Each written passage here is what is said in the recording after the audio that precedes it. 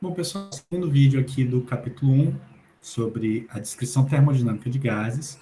No vídeo anterior, a gente definiu estado, transformação, processo, falou das nossas 4 possíveis variáveis de estado, que são temperatura, pressão, volume e número de mols, ou massa, tá? E falou muito do conceito de estado termodinâmico de equilíbrio, tá? E aqui a gente vai voltar ao conceito de estado e tentar pensar neste primeiro momento como é que a gente descreve um estado termodinâmico, tá? No primeiro momento a gente pode, né, como a gente já citou, poderia ser dar todas as propriedades termodinâmicas, né, propriedades físicas do sistema no estado que a gente está querendo caracterizar. Só que essas informações, essas propriedades, elas não são independentes entre si. A gente precisa de um número menor, uma pequena quantidade de informação para a definição do estado. Tá? E mais ainda, esse número de informações que a gente precisa dar, ele pode variar de acordo com o número de fases, o número de sistemas, o número de componentes, se há reações químicas ou não, e por outros motivos. Tá? Então, vamos tentar entender primeiro que a gente não precisa de todas as informações. Então vamos supor que eu tenho 1 mol de água na temperatura de 25 graus Celsius. E vamos pensar que a gente está em Niterói, nível do mar, pressão de 1 atm, certo? Eu preciso, sabendo disso, definir qual é o meu volume. Meu volume é uma variável livre aqui? Não. Eu já defini a massa, né, através do número de mols, né, uma definição indireta, digamos assim, a temperatura e a pressão. Eu defini 3 variáveis e o volume ele seria dado em função da densidade da água líquida a 25 graus Celsius, que é aproximadamente 1 grama por centímetro cúbico. Se eu tenho 1 mol de água, eu tenho 18 gramas de água. Então, eu tenho um volume de 18 ml. Eu não tive a liberdade de definir o volume. Ele já estava definido a partir da definição das outras 3 variáveis. Certo? Vamos pensar num outro caso. Eu tenho aqui uma panela, ainda estou em Niterói. Estou fervendo a água aqui. Qual é a temperatura em que essa água vai ferver? Ora, vai ser 100 graus Celsius. E como é que vocês sabem qual é essa temperatura? O que mais está definido aqui? Bom, a gente sabe que a água vai ferver a 100 graus Celsius aqui em Niterói porque a pressão está fixa. A pressão está fixa em 1 atm. Certo? Eu não estou falando de massa e não estou falando de volume aqui, mas há uma correlação também entre a massa e o volume, certo? Se a gente quiser que a temperatura, calcular a temperatura que a água vai entrar em ebulição, né? A gente quiser que essa temperatura seja outra, a gente teria que mudar a pressão. Se a gente for para La Paz, uma cidade que está numa altitude elevadíssima, a água lá ferve a 89 graus Celsius. Isso porque a pressão atmosférica lá é de 0,66 atm. Então, eu não consigo livremente definir qual vai ser a temperatura em que eu vou ter essa água fervendo, porque eu estou fixando a pressão. Ok? Resumindo, a gente precisa escolher um número reduzido de variáveis independentes para definir o estado termodinâmico. Essas variáveis independentes a gente chama de variáveis de estado, ou ainda de coordenadas termodinâmicas. Esse nome aqui é um pouco menos usual. A gente vai fixar aqui em variáveis termodinâmicas. As demais propriedades termodinâmicas, elas recebem o nome de função de estado, porque elas são calculadas através das variáveis que caracterizam o estado.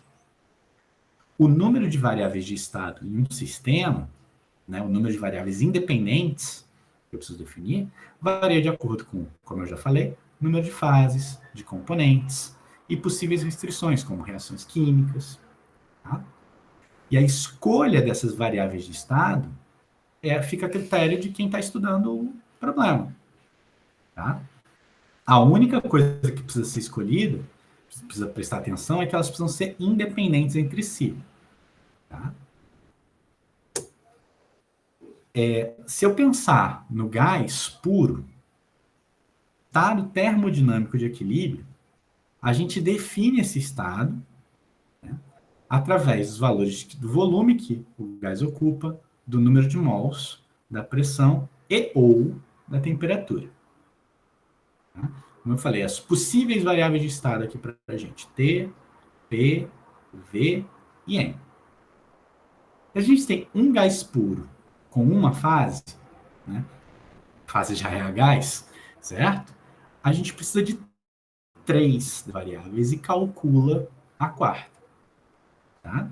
Então, a gente precisa de 3 variáveis de estado, por exemplo, temperatura, volume e número de mols, e calcula a pressão. Certo? A quarta variável, ela depende das 3 anteriores. A dependência entre as variáveis termodinâmicas é dada pelas chamadas equações de estado. E a equação de estado é uma relação matemática entre as variáveis. Então, né, se eu tiver a temperatura, a pressão e o número de mols, de um gás puro, certo? Eu poderia, utilizando uma equação matemática, uma relação matemática chamada de equação de estado, calcular o volume, certo? Então, uma equação de estado é uma equação matemática que estabelece relação entre essas 4 variáveis citadas, tá? Não necessariamente só entre essas 4, mas vamos limitar aqui para a gente essas 4 por enquanto. Se a gente escolher, como eu falei, T, P e N como nossas variáveis independentes, as nossas variáveis de estado, a gente calcula o volume se a gente tiver alguma equação que correlacione elas. Uma das equações mais simples para se estudar o gás é o exemplo da equação dos gases ideais, ou seja, a equação de PV igual a nRT. Daqui eu consigo isolar o volume, certo? E tenho a minha função de NT e P, que eu consigo calcular meu volume. R para a gente é a constante individual dos gases, que ela vale 8,314 Joule por mol Kelvin, né? Que é a mesma coisa que 0,082 atm litro por mol Kelvin, que é a mesma coisa que 1,987 caloria por mol Kelvin. Essa diferença das unidades, tá? Vai só mudar o número, né? O valor numérico da constante, mas a constante é a mesma. Bom? Ou seja, definindo temperatura, pressão e número de mols. Se eu tenho um gás que se comporta como um gás ideal, eu calculo o volume através da expressão nRT sobre P. Certo? Vamos fazer esse exemplo. Vamos calcular o volume de 1 mol de gás ideal puro a 25 graus Celsius e 1 atm. Então, a gente tem N igual a 1 mol, P igual a 1 atm, temperatura. A temperatura ali, ela sempre entra em Kelvin, tá? A gente sempre usa a temperatura absoluta.